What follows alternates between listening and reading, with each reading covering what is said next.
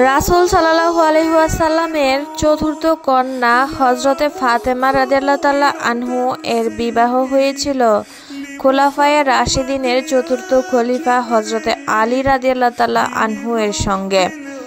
মুসলিম জাহানের রমণীকুল শিরোমণি খাতুনে জান্নাত হযরতে ফাতেমা রাদিয়াল্লাহু তাআলা আনহা ছিলেন ধর্মে কর্মে জ্ঞানে গুণে ত্যাগ সাধনায় কষ্ট সহিষ্ণুতায় বৈশিষ্ট্য মর্যাদায় চরিত্র মহিমায় নারী জগতের এক বিস্ময়কর আদর্শ এবং সমগ্র নারীকুলের ঊর্ধ্বে। শুধু ইহজগতের নয় পরজগতেও তিনি হবেন বেহেশতবাসিনী নারীকুলের সর্দারিনী। হযরতে ফাতেমা রাদিয়াল্লাহু তাআলা আনহুর জন্মের পূর্বে শুভ লক্ষণ। হযরতে ফাতেমা রাদিয়াল্লাহু তাআলা আনহু এর জন্মের পূর্বে হযরতে খাদিজা রাদিয়াল্লাহু তাআলা আনহু পরপর আরও কয়েকটি সন্তান প্রসব করেন। কিন্তু ফাতেমা রাদিয়াল্লাহু তাআলা আনহু যখন গর্ভে থাকা অবস্থায় তিনি যেসব সুলক্ষণগুলো প্রত্যক্ষ করেছেন, ইহার পূর্বে অন্য কোনো সন্তানের সময় এমন শুভ লক্ষণগুলো কখনোই প্রত্যক্ষ করেননি। বিভিন্ন শুভ লক্ষণ এবং নেক আলামত সমূহের মাধ্যমে মাতা পিতা বুঝতে পেরেছিলেন যে তাদের ঘরে আল্লাহ তাআলা এক নিয়ামত পবিত্র বান্দা দান করবেন। খাদিজা রাদিয়াল্লাহু তাআলা এবার সন্তান সম্ভবা হওয়ার পর থেকেই কেমন এক অকল্পনীয় ও অদর্শিত উৎকৃষ্ট মেওয়ার সুমিষ্ট ঘ্রাণ অনুভব করতে লাগলেন। কিতাবে বর্ণিত আছে, পরে যখন খাদিজা রাদিয়াল্লাহু তাআলা আনহু এর গর্ভে সন্তান হওয়ার হযরতে ফাতেমা রাদিয়াল্লাহু তাআলা আনহু ভূমিষ্ঠ হলেন, তখন সেই সদ্যপ্রসূত সন্তানের শরীর হতে সেই সুঘ্রাণ পেতে লাগলেন। রাসূল সাল্লাল্লাহু আলাইহি ওয়াসাল্লাম যখন শিশু ফাতেমা রাদিয়াল্লাহু তাআলা আনহুকে কোলে তুলে নিয়ে আদর করতেন, তখন তিনিও শিশু ফাতেমা রাদিয়াল্লাহু তাআলা আনহু এর শরীর হতে সেই সুঘ্রাণ লাভ করতেন। কিতাবে বর্ণিত আছে, হযরতে ফাতেমা রাদিয়াল্লাহু তাআলা আনহু এর জন্মের পূর্বে যখন মাতা খাদিজা রাদিয়াল্লাহু তাআলা আনহুর গর্ভে ছিলেন, তখন একদা মহানবী হযরত মুহাম্মদ সাল্লাল্লাহু আলাইহি ওয়াসাল্লামকে বললেন, খাদিজা, আমি জিবরাইল আলাইহিস সালামের মারফত জানতে পেরেছি যে তোমার গর্ভে একটি অতি উত্তম কন্যা সন্তান অবস্থান করছে। সে কন্যার বংশধরেরা দুনিয়ার বুকে অতিশয় নেককার রূপে পরিচিত লাভ করবে। আরও কিতাবে বর্ণিত আছে যে যখন হযরতে খাদিজা রাদিয়াল্লাহু তাআলা আনহু এর প্রসবকাল আসন্ন হলো, তখন তার পরিচর্যার জন্য বিচক্ষণা পাড়া প্রতিবেশীগণকে ডেকে পাঠানো হলো। কিন্তু নিষ্ঠুর কুরাইশ রমণীগণ কেউই তার এই চরম বিপদ মুহূর্তে সাহায্যার্থে আসলো না। প্রতিবেশীগণদের এই নিষ্ঠুর অমানুষিক আচরণ এরকম সংকট মুহূর্তে খাদিজা রাদিয়াল্লাহু তাআলা আনহু একবারে অস্থির হয়ে পড়লেন। নিরুপায় হয়ে পরম প্রভু দয়াময় আল্লাহ তাআলার কাছে করুণভাবে প্রার্থনা করলেন, হে খোদা, দয়াময় প্রভু, এ চরম বিপদের কোলে তুমি আমাকে সাহায্য করো। আল্লাহর কি অপূর্ব মহিমা! এমন সময় চারজন অপূর্ব লাবণ্যময়ী রমণী খাদিজা রাদিয়াল্লাহু তাআলা আনহুর গৃহে প্রবেশ করলেন। তাদের অত্যুজ্জ্বল লাবণ্যোচ্ছটায় খাদিজা রাদিয়াল্লাহু তাআলা আনহুর গৃহ আলোকিত হয়ে গেল। মহিলাগণ খাদিজা রাদিয়াল্লাহু তাআলা আনহুকে সালাম জানিয়ে বললেন, হে আখিরি নবীর পত্নী মাননীয়া খাদিজা রাদিয়াল্লাহু তাআলা আনহু, আল্লাহ তাআলা আপনার সাহায্যের জন্য আমাদিগণকে পাঠিয়ে দিয়েছেন। আপনার উদ্বেগের কোনো কারণ নেই, আমরা আপনার পরিচর্যা করব। খাদিজা রাদিয়াল্লাহু তাআলা আনহু অনেক বিস্মিত এবং বিমোহিত হয়ে জিজ্ঞাসা করলেন, বেহেশতবাসিনী মহিলাগণ, আপনাদের পরিচয় কি? স্বর্গীয় রমণীগণ তখন বললেন, আমি মানবকুল জননী বিবি হাওয়া। আরেকজন বললেন, আমি ফেরাউনের স্ত্রী বিবি আসিয়া। আরেকজন বললেন, আমি হযরতে মূসা আলাইহিস সালামের ভগ্নী কুলসুম। আরেকজন বললেন, আমি হযরতে ঈসা আলাইহিস সালামের মাতা বিবি মরিয়ম। বেহেশতবাসিনী রমণীগণের পরিচয় শুনে হযরতে খাদিজা রাদিয়াল্লাহু তাআলা আনহু নিজেকে ধন্য মনে করলেন। তিনি নিমেষেই ভুলে গেলেন প্রসব বেদনার সব কষ্ট যন্ত্রণা। মুহূর্তে মন থেকে দূর হয়ে গেল তার উদ্বেগ, আশঙ্কা, ভয় এবং শঙ্কা। এই সকল বেহেশতবাসিনী রমণীদের পরিচর্যায় তাদের হাতের উপর যে মহিমান্বিত শিশু জগতে আগমন করলেন, তার তুলনা কি জগতে অন্য আর কারোর সাথে হতে পারে?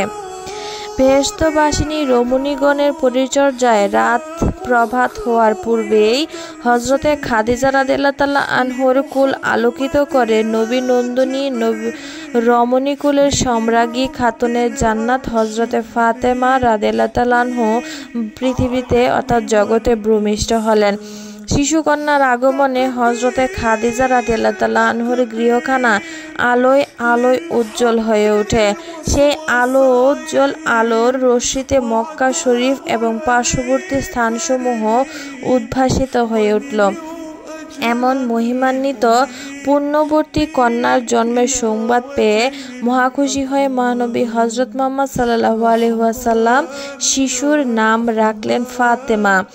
হজরতে ফাতেমা রাদিয়াল্লাহু তাআলা আনহু হজরতে খাদিজা রাদিয়াল্লাহু তাআলা আনহুর গর্ভে রাসূল সাল্লাল্লাহু আলাইহি ওয়াসাল্লামের সর্বকনিষ্ঠা এবং অতি উত্তম কন্যা ছিলেন। রাসূল সাল্লাল্লাহু আলাইহি ওয়াসাল্লামের নবুয়ত প্রাপ্তির 5 বছর পূর্বে তিনি জন্মগ্রহণ করেন। মক্কার কুরাইশগণ যখন কাবা গৃহকে নতুনভাবে তৈরি করেছিলেন, সে বছরেই হজরতে ফাতেমা রাদিয়াল্লাহু তাআলা আনহু এর জন্ম হয়। এদিক দিয়ে কাবা শরীফের তৈরিকাল তার জন্মলাভ ঘটেছে বলে ফাতেমা রাদিয়াল্লাহু তাআলা আনহুর জন্মকে অতিশয় শুভ জন্মা বলে বর্ণিত হয়েছে। আরব বিশ্বের বিখ্যাত কুরাইশ বংশী মহানবী হজরত মুহাম্মদ সাল্লাল্লাহু আলাইহি ওয়াসাল্লামের নবুয়তের 5 বছর পূর্বে হজরতে ফাতেমা রাদিয়াল্লাহু তাআলা আনহু জন্মগ্রহণ করেন। তখন মহানবী হজরত মুহাম্মদ সাল্লাল্লাহু আলাইহি ওয়াসাল্লামের বয়স হয়েছিল 35 বছর। সেই হিসাবে হজরতে ফাতেমাতুজ জোহরা 605 খ্রিস্টাব্দে জন্মগ্রহণ করেন। বর্ণিত আছে যে তৎকার এ সময়টি ছিল খুবই কল্যাণকর সময়, কারণ তখন কুরাইশ সম্প্রদায় কাবাঘর নির্মাণে খুব ব্যস্ত ছিলেন। কাবাঘর পুনর্নির্মাণ শেষ হওয়ার পরে হাজরে আসওয়াদ তথা কালো পাথর স্থাপন নিয়ে সমস্যা দেখা দেয়, কারণ আরবের সব সম্প্রদায়ের লোকই দাবি করতেছিল যে পাথরটি যথাস্থানে তারাই স্থাপন করবে, কারণ এই পাথর স্থাপনের কাজটি সব সম্প্রদায়ের লোকই তাদের নিজের জন্য সৌভাগ্য কল্যাণকর বিষয় হিসাবে মনে করত। বিষয়টি নিয়ে সকলের মাঝে কথা কাটাকাটি করতে করতে এক পর্যায়ে সংঘর্ষের রূপ নেয়। এ পরিস্থিতি দেখে বিজ্ঞ আবু উমাইয়া সবাইকে ডেকে বলেন, তোমরা আমার কথা শোনো। সকলে তার ডাকে সাড়া দিল। তিনি বললেন, তোমরা ক্ষান্ত হও, অযথা সামান্য কারণে রক্তপাত করবে না, ধৈর্য ধারণ করো। আগামীকাল সর্বপ্রথম যে ব্যক্তি কাবাঘরে প্রবেশ করবে সে ব্যক্তি হাজরে আসওয়াদ স্থাপনের ফয়সালা করবে। তার সিদ্ধান্তই আমরা নির্বিঘ্নে চিত্তে মেনে নেব। সবাই উক্ত প্রস্তাবে রাজি হলো এবং কাবা ঘর সবাই যার যার ঘরে চলে গেল। পরদিন সকালে সকলে অপেক্ষা করতে থাকে কে সর্বপ্রথম কাবা ঘরে প্রবেশ করে। দেখতে দেখতে হজরত মুহাম্মদ সাল্লাল্লাহু আলাইহি ওয়াসাল্লাম কাবা গৃহে প্রবেশ করলেন। সকলের আনন্দে সমস্বরে বলে উঠল, ওই আমাদের আল আমিন এসেছে, তিনি আমাদের বিপদের ফয়সালা করবেন। চির সাম্যের নবী রসুল করিম সাল্লাল্লাহু আলাইহি ওয়াসাল্লাম তাদেরকে একটি চাদর আনতে বললেন। চাদর আনা হলো, আর তিনি উক্ত চাদরখানা বিছিয়ে উহার উপর হাজরে আসওয়াদ পাথরখানি মাঝখানে রাখলেন এবং বললেন, প্রত্যেক গোত্রের একজন করে প্রতিনিধি বাছাই করে চাদরের চতুর্দিক ধরতে বললেন। সকলে তাই করল। সকলে চাদর ধরে যথাস্থানে স্থাপন করলো এবং তার উপরে গাঁথুনি দেওয়া হলো। এভাবে মহানবী হজরত মুহাম্মদ সাল্লাল্লাহু আলাইহি ওয়াসাল্লাম সেদিন একটি ভয়াবহ যুদ্ধ থেকে সবাইকে রেহাই দিয়েছিলেন। সবাই মহানবী সাল্লাল্লাহু আলাইহি ওয়াসাল্লামের বুদ্ধিমত্তা দেখে আনন্দিত হলো। ওই দিন বাড়িতে এসে মহানবী সাল্লাল্লাহু আলাইহি ওয়াসাল্লাম হজরতে ফাতেমা রাদিয়াল্লাহু তাআলা আনহু এর জন্মের সুসংবাদ শুনল। কাবাঘরের সংস্কারের কাজ শেষ হওয়ার সময়ে হজরতে ফাতেমা রাদিয়াল্লাহু তাআলা আনহু এর জন্ম হওয়ার কারণে আরবের মানুষ তাকে খুবই পবিত্র মনে করত। মহানবী হজরত মুহাম্মদ সাল্লাল্লাহু আলাইহি ওয়াসাল্লাম খুশি হয়ে কন্যার নাম রাখলেন ফাতেমা। প্রথম থেকে যার উৎপত্তি, বাংলা অর্থ হচ্ছে রক্ষা করা। পরবর্তী সময়ে তার মাধ্যমে মহানবী হযরত মুহাম্মদ সাল্লাল্লাহু আলাইহি ওয়াসাল্লাম এর বংশধারা অব্যাহত রয়েছে।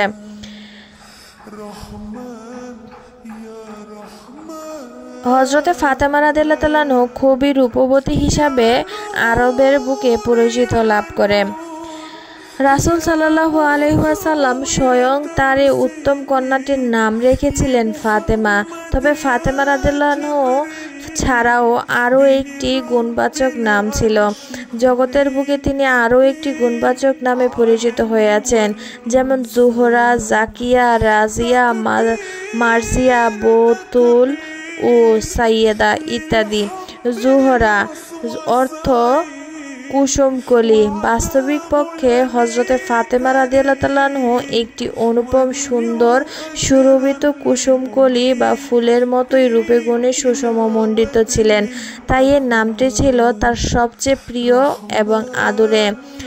জাকিয়া নামকরণ তার এজন্য করা হয়েছিল যে তিনি যেমন সতীসাধ্বী ছিলেন, তেমনি কঠোর সাধনা দ্বারা নিজেকে ইন্দ্রিয়সমূহকে আয়ত্ত করে দেহ, মন ও আত্মাকে সম্পূর্ণরূপে পবিত্র করে নিয়েছিলেন। রাজিয়া মার্জিয়া রাজিয়া মার্জিয়া নামটি তার এজন্য হয়েছিল যে জীবনের প্রতি ক্ষেত্রে সুখ দুঃখ বিপদে আপদে অবিচলভাবে তিনি ছিলেন পরিপূর্ণভাবে আল্লাহর মর্জির উপর পূর্ণ নির্ভরশীল। এর জন্যই তার নামকরণ করা হয়েছিল রাজিয়া এবং মার্জিয়া। বতুল অর্থ ভোগ বর্জনকারী।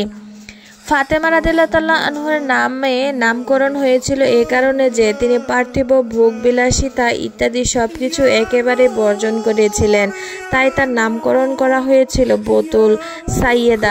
সাইয়েদা অর্থ শ্রেষ্ঠ এবং সর্দার। তিনি সাইয়েদা নামে ভূষিত হয়েছিলেন এ কারণে যে তিনি দুনিয়ায় যেমন নারীদের মধ্যে শ্রেষ্ঠতর অধিকারিণী, তেমনি বেহেশতেরও তিনি হবেন রমণীকুলের সর্দার বা সম্রাজ্ঞী, তাই তার নামকরণ করা হয়েছিল সাইয়েদা। নবী দম্পতির সর্বকনিষ্ঠ এবং অতি উত্তম কন্যা ছিলেন হযরতে ফাতেমা রাদিয়াল্লাহু তাআলা আনহা।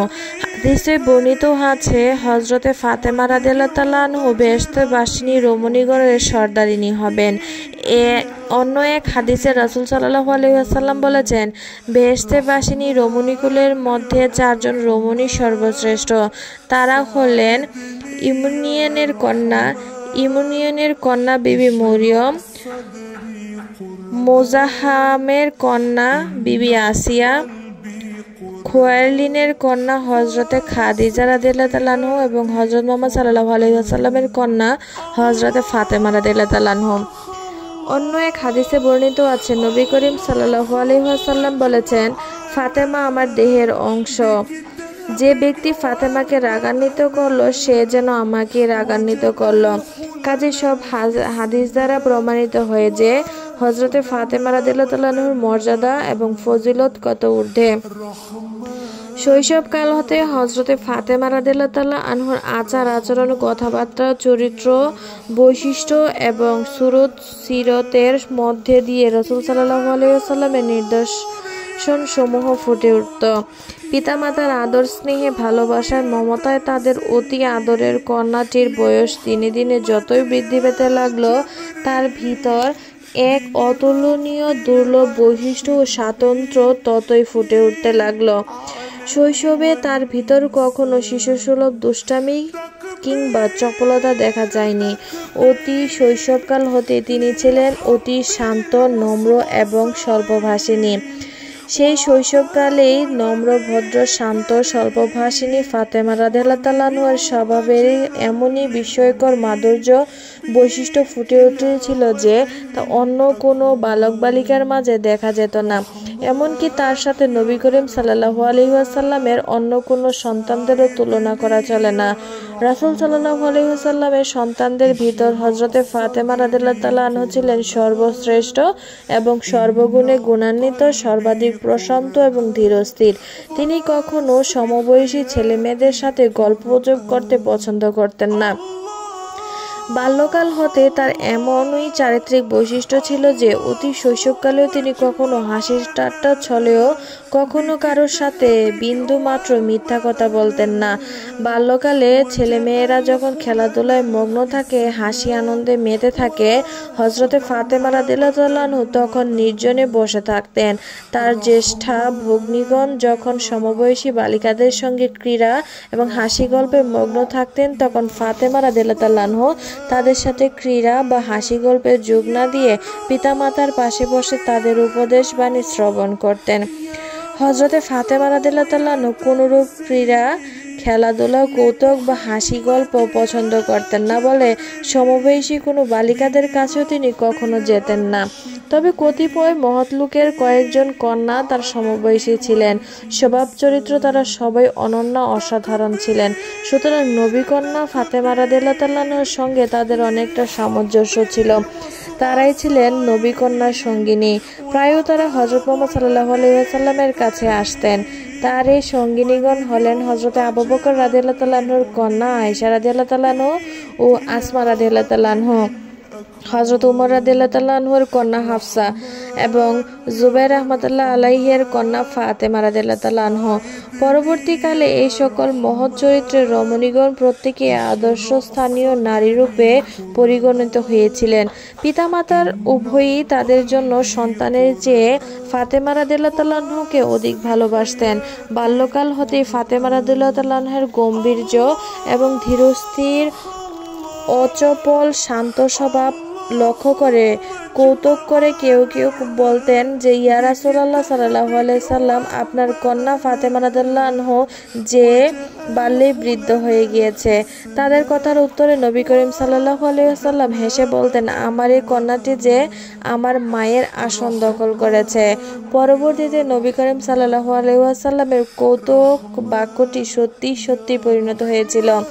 হযরতে খাদিজা রাদিয়াল্লাহু তাআলা আনহার মৃত্যুর পর রাসূল সাল্লাল্লাহু আলাইহি সাল্লামের জীবনে যে সমস্ত বিপদ আপদ, দুঃখ যাতনা আপতিত হয়েছে, হযরতে ফাতেমা রাদিয়াল্লাহু আনহা তখন যেন পিতার মনে এই দুঃখ, ক্লেশ এবং সকল যাতনাগুলো তার মাতৃহৃদয় দিয়ে অনুভব করেছিলেন এবং মায়ের মতো স্নেহ, মমতা, আদর, যত্ন দিয়ে পিতার সকল কষ্ট, ক্লেশ ও দুঃখ যাতনাকে মোচন করতে চেষ্টা করেছেন।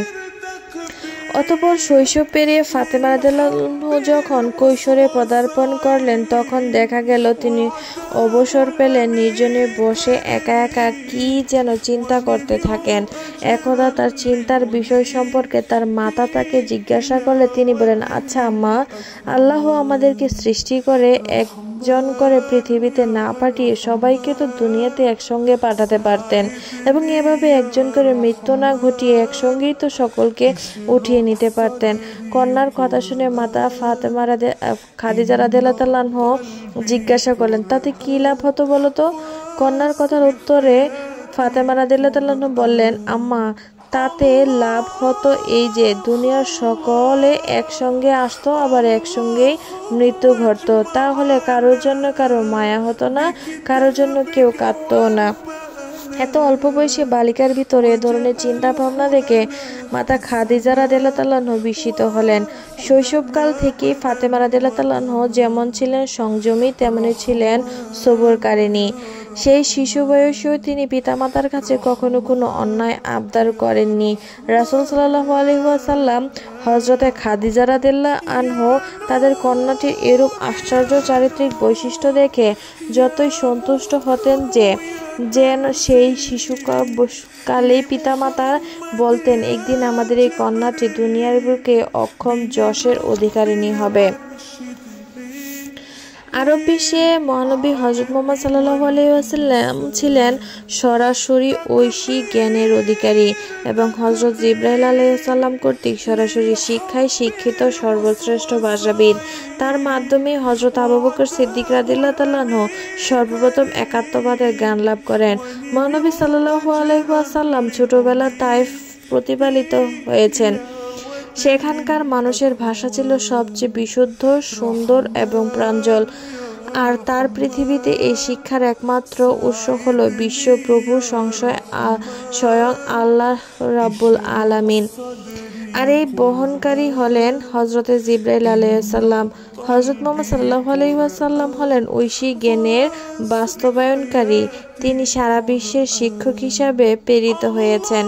প্রথমে হযরত মুহাম্মদ সাল্লাল্লাহু আলাইহি ওয়াসাল্লামের একাত্মবাদের উপর বর্ণিত সুন্দর মাধুর্যপূর্ণ অলঙ্কারে অলঙ্কৃত আয়াতগুলো মর্মার্থ নিজে পরিপূর্ণভাবে আয়ত্ত করেছেন এবং সে অনুযায়ী তিনি আমল করে আল্লাহর ভীরু হয়ে যেতেন। এরপর তিনি নিজ নিজ পরিবার পরিজনদের তথা সন্তান সন্তানাদি স্ত্রীবর্গ সহ সকল আত্মীয় স্বজন ও বন্ধু বান্ধবকে সবাইকে যখন যেখানে সুবিধা পেতেন তখন সেখানে আয়াত এবং আয়াতের শিক্ষা পাঠ করে শোনাতেন। হযরতে ফাতেমা রাদিয়াল্লাহু তাআলা আনহু পিতার সাথে থেকে থেকে এই সমস্ত একত্ববাদের বাণী শুনতেন এবং নিজের স্মরণ শক্তির মাধ্যমে সাথে সাথে তা মুখস্থ করে নিতেন। ইসলামের মূল ভিত্তি তথা ঈমান, নামাজ, রোজা, হজ, যাকাত ইত্যাদি মৌলিক বিষয়গুলো মহানবী সাল্লাল্লাহু আলাইহি ওয়াসাল্লাম ও মাতা খাদিজা রাদিয়াল্লাহু তাআলা আনহার সাথে থেকে বাস্তবে পারদর্শী হয়ে ওঠেন। বিশ্বনবী হযরত মুহাম্মদ সাল্লাল্লাহু আলাইহি ওয়াসাল্লামের মতো আল্লাহ ভীরু পিতা এবং আদর্শ মাতার পাশে থেকে সর্ববিষয়ে তালিম নেওয়ার কারণে সকল বিষয়ে মজবুত আস্থা সৃষ্টি হয়। শিশুকাল থেকে আল্লাহ ভীরু ও পরহেজগারী ভিত্তির উপর গড়ে ওঠার ফলে পরবর্তী জীবন ইসলামের সকল মৌলিক বিষয়ে সর্বোত্তম আদর্শ মহিলা হতে সক্ষম হয়েছিলেন। হযরতে ফাতেমা রাদিয়াল্লাহু তাআলা আনহু ধর্মীয় বিধিবিধান শুধু পিতার কাছ থেকে গ্রহণ করেননি, বরং মাতা খাদিজা রাদিয়াল্লাহু তাআলা আনহু এবং বোনদের কাছ থেকেও তিনি শিক্ষা গ্রহণ করেছেন।